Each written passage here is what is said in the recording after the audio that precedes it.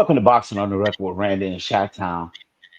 Before we get going, Chi-Town, I just want to take a pause for a station break.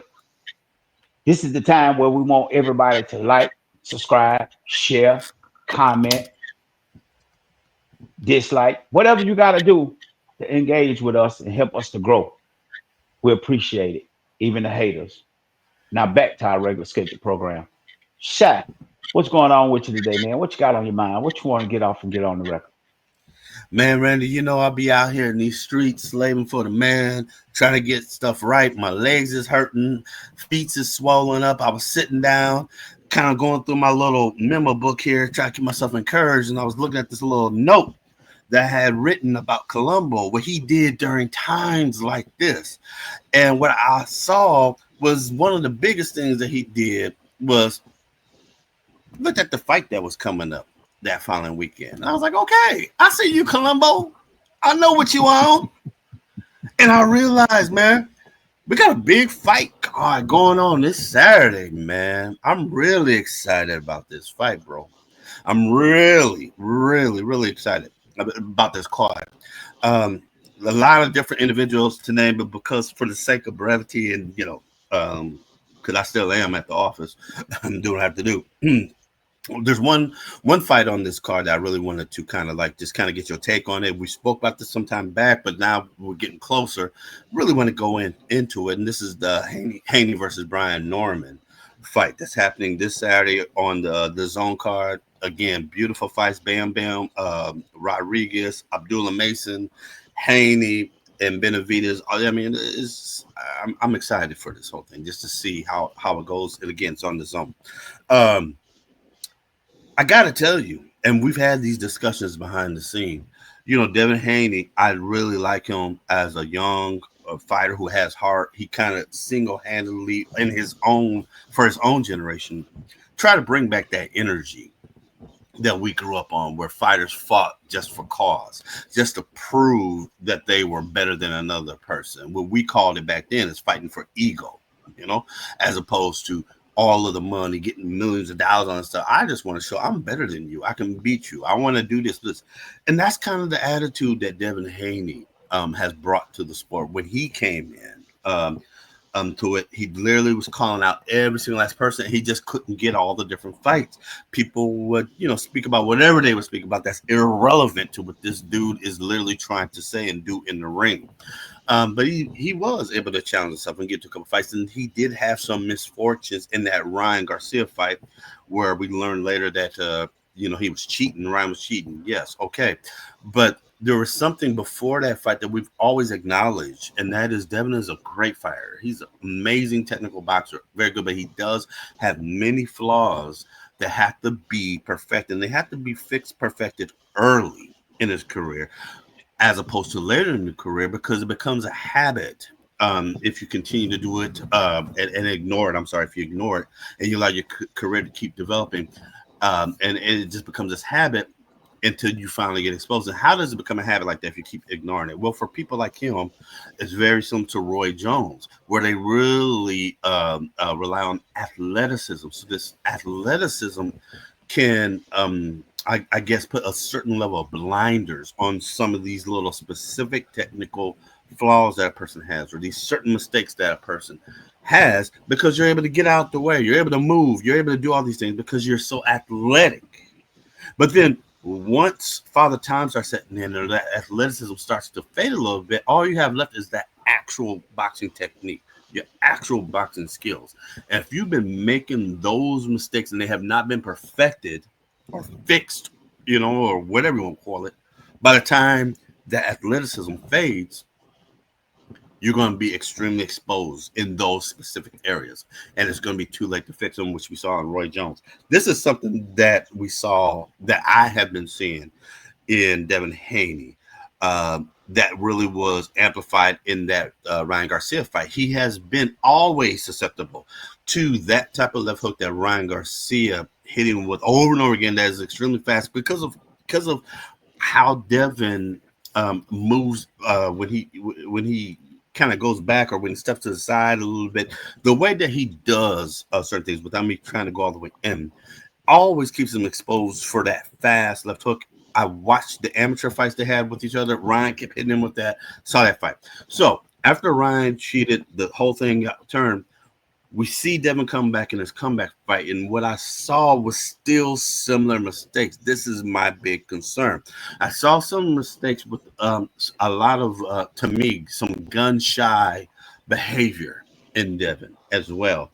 I can't say his heart was taken. I can't say any of those types of things, but I'm seeing those same mistakes with a little more caution while he's doing that. So this makes me a little bit more concerned about this Brian Norman fight, which traditionally I probably would have said, if some of these things would have been fixed in Devin sometime back, probably would have been a basic fight for Dev.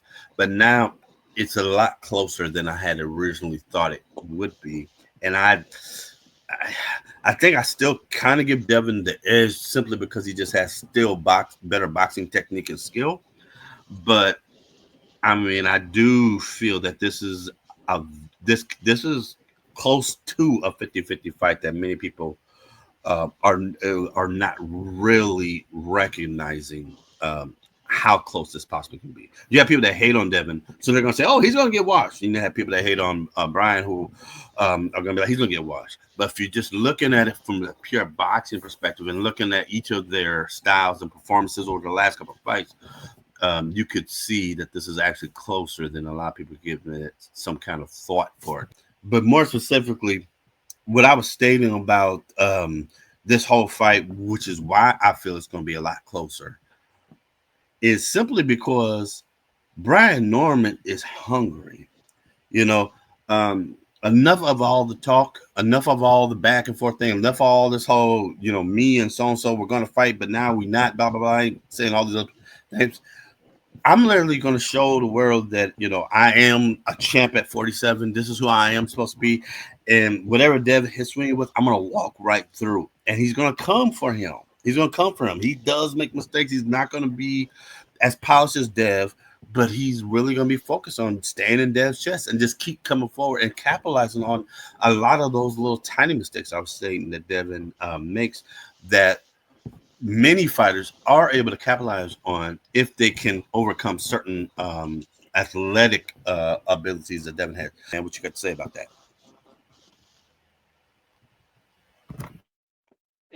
Well, I think I got Dev slightly favored in this one. If he hadn't came off of the loss that he came off of with Ryan, and if he would have looked better in I think that was Jose Maria's fight after that. If he had a looked better in the last fight that he had, I would have Devin a stronger favorite in this. But I'm kind of skeptical about Devin on this one here because I know how things play over in your head as a fighter. You kind of think about those things that happened in the past, and you become a little gun shy, shell shock, and it kind of have you a little messed up. So I got him slightly favored in this because I really don't think Brian Norman has risen to that level that Devin is on or was on before all this happened because we don't really know what Devin gonna look like. Is this really a test for Devin? Is Brian Norman really that guy that everybody say he is? Because it seemed like they only jumped on the bandwagon after he's fighting Devin, and it seemed like all the Devin haters is pumping up Brian Norman to the point that if you weren't really checking for Brian like that, you don't really know who Brian is. You just going off what you hear the public opinion is all about. So I don't really know if Brian is that guy that just do what everybody's saying he gonna do to Devin. And I also look at and listen to how they say Devin is a weight bully.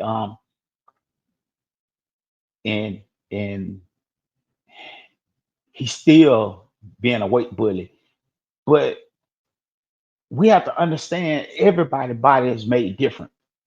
You could take one person at 147 and you could take another person at 147 and they look totally different. But both of them at 147 on the dot because of the way their body's made. And maybe Devin is just built to look bigger, because in bodybuilding there are certain things you can do to make yourself look bigger than what you are. Uh, and you'll be standing next to somebody that's 15 pounds lighter than you, or even 15 pounds heavier than you, but you'll look so massive. So maybe that's what Devin looking like, and everybody's trying to say he's still a weight bully. Then again, they might just be hating on Devin and trying to find a reason um, to have something to say bad about Devin. I don't really have nothing bad to say about no fighters, and I know you don't neither, because we're just here to report what we see, and we don't have a dog in the fight. We just say what we see. Um, that's just like everybody was saying. They was talking about the snack thing. The snack, I don't hear much of that no more. But then some of the same ones talking about the snack with Devin. Ain't nobody talking about snacks with Bam Bam Rodriguez. So I mean, is it about Devin or is it about the snack? So I think all this hatred and all this is just coming because they don't like Devin. I mean, I don't know what it is about Devin that they don't like. Um, I don't get it, but it ain't like my dad would say. Some things ain't for me to understand, so I just don't understand. Um, but then they you was talking about the fast twitch muscle, I guess, because you was talking about the ability to do this and do that. I think that just come with time also, because in boxing, time, I mean, age, I don't think you judge by a number anymore. I think you just judge by your ability to be able to perform on the level that you're performing on. And we'll see where Devin at in this fight, and we will be able to tell, is he at his peak, or is he on his way out the door? Because sometimes when these guys get into situations like this, even though Ryan cheated, it may cause them to start declining.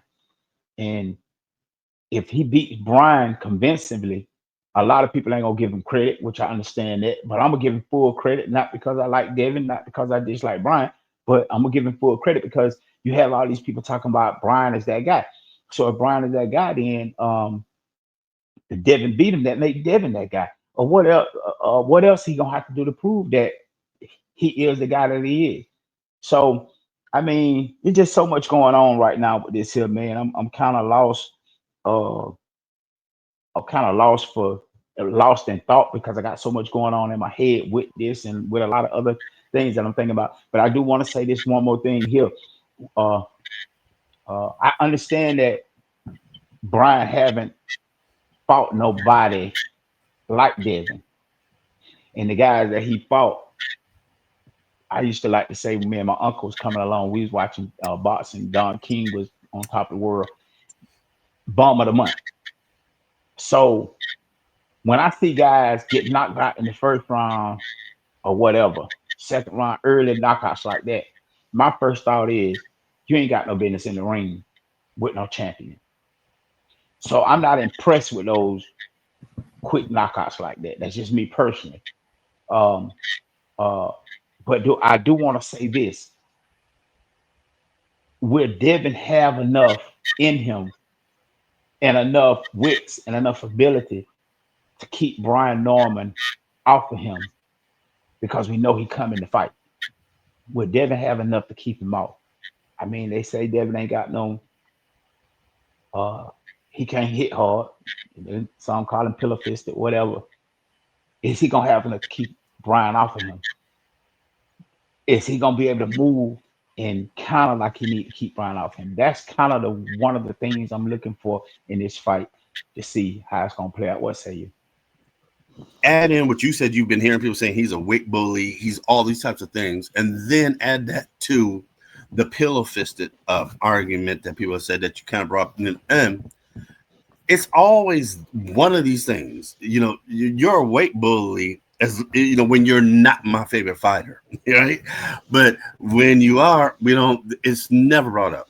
You know, literally, this is what boxing is. It's rare that we have this whole rehydration clause. Fighters traditionally, except for heavyweight, traditionally do not And I think fight. some heavyweights do the same thing. I can't think of the guy name right off the top of my head, but he had fought, and then he they called in for a replacement. He was down in Florida, and he came in overweight like a week or two, He fought because he said, I'm gonna just go ahead and do this for Turkey. I know you got a better memory about this than I do. He said, I'm gonna go ahead and do this for Turkey. Heavyweight, big guy. He had just won. And then we all said, well, the only reason why he did that was because he gonna get another shot at a better fight. But I posted eventually on who it was. I might look for it and put it on the screen. But he was a heavyweight, but he was out of shape. So heavyweights probably do cut. They might not cut as much. You know what I'm saying? Because if you just say, for instance, if you fighting and you 300 pounds, you might want to cut the 265, 285. You feel what I'm saying? You might not cut much, if that makes sense. But go ahead. I'm sorry. Yeah. No doubt.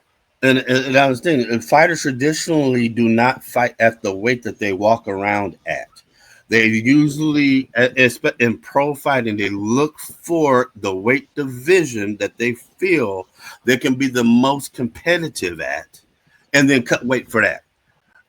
I could walk around as a 175, 180 pound fighter, but I know I may not be on the level of everybody that's fighting at 175, 180 right now. They will give me nothing but smoke.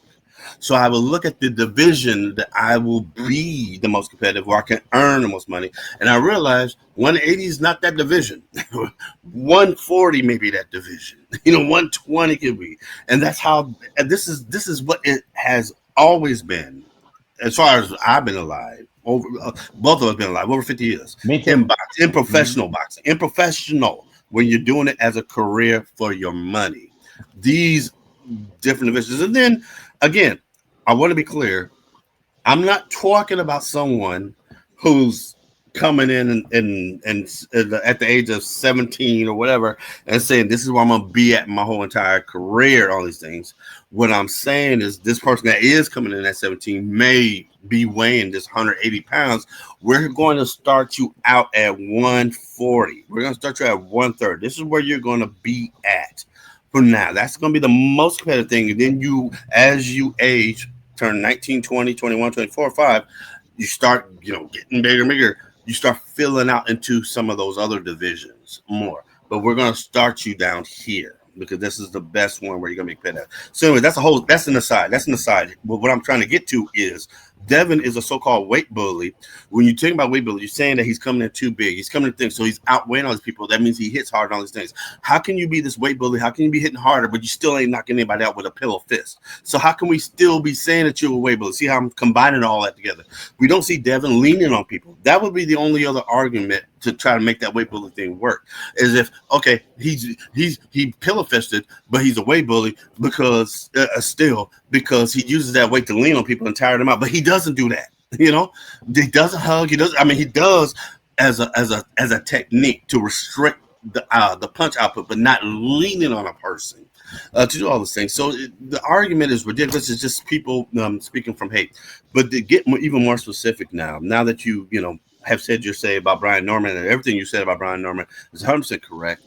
No disagreement from me as well. And even what you said about Devin Haney, with that is correct as well. Now to get even more specific, Brian Norman is not going to be able to counter much of the technical abilities that Devin has. He does create the perfect angles. He does step to the side, step to the left, even step to the right, dips over properly. He does, measure distance accurately. He just kind of gets too caught up in his own athleticism, his own ability. We've seen it several times. Devin will, lean in like somebody's throwing a punch. He leans in to dip to the side of wherever the punch is, but then maybe he's going to step back. He'll step back with his head straight up, his hands straight down, and just be there kind of leaning back on it because he knows his legs, his footwork, his fast twitch muscles can move and get him out of the way of a punch easier. And this is how someone like Ryan was able to take advantage, not from that exact move, but take advantage of him not holding his guard up all the way where he can have it there to, just like a good example would be like how he always keeps his chin tucked because that was a technique that he learned. So no matter what he does, his chin is all the way down, even when he's throwing these crazy punches. Similar when you're holding your guard up, you're guarding whichever side. I'm a southpaw, so my stance is a little different than theirs. But Devin being orthodox and having his where he would keep his left up, but he's keeping his left up, right? So he can, but then he gets lazy at times and brings it down, but not just with the left, he brings it down so he can get counted with his right, but he does it with his right as well. That's supposed to be guarding his chin, where he really is supposed to be looking for that fast, quick left hook or even a double left hook uh, that someone like Ryan would throw or on him. And he gets so lazy with bringing it down a little bit or not bringing it back to his face all up as quick as he should, or leaning his head back while he still kind of has that right a little bit down, not guarding his full chin. He gets popped like that. And that's just been a consistent mistake that he makes. And then there's certain angle changes that he makes uh, when he does some of those things. Not all the time, but he does make certain angle changes that are not all the way accurate, if you will, when he's in his orthodox stance and he's trying to step over to the right. There are changes where he keeps himself more exposed. So, anyways, it's these little bitty tiny things that athleticism can get you by because no one's hitting you with this. But then when you don't have the athleticism anymore, someone hits you with this and you don't know how to constantly, have that technique right where that doesn't affect you anymore, you're going to constantly get exposed on that. And that's the only thing I'm very concerned about. I do know for Brian, because Brian wants to prove they want to prove to the world that they are the truth. I I do know that they see all the stuff that I'm talking about, and they're going to do everything they can to capitalize on it. I'm not sure if Devin still sees everything I'm talking about. Because they're like, Ryan was this and this, so they're still focused on him doing certain things, and because of these little tiny flaws is why I still feel it's a close fight. I'm, you know, I'm rooting for Devin. I do like him. I like him as a young fighter. I think he's a better fighter than Brian Norman, but I do believe that this is going to be a huge test for him. They'll let us know what it is. But if he does win, he don't need to be jumping up to 54. Yeah, I need him to stay at 47 and get his stuff right. I need him to perfect his technique, his boxing style. Which means he needs a really good trainer in his corner, a technical trainer, because he does not think like an elite boxer in the ring. He thinks like a good boxer, but he only follows what his corner tells him. And so I need him to have some really, really good trainers in the corner moving forward. Go ahead, bro. Oh man, you wind it up. You wind it up. If that's all you got, is that all you got? That's it, man. I'm about to go ahead and see what this rest of these notes about Columbo is saying, man, so I can go ahead and move on with my life. Okay, with that being said, then we're out of here. Like last year. Peace.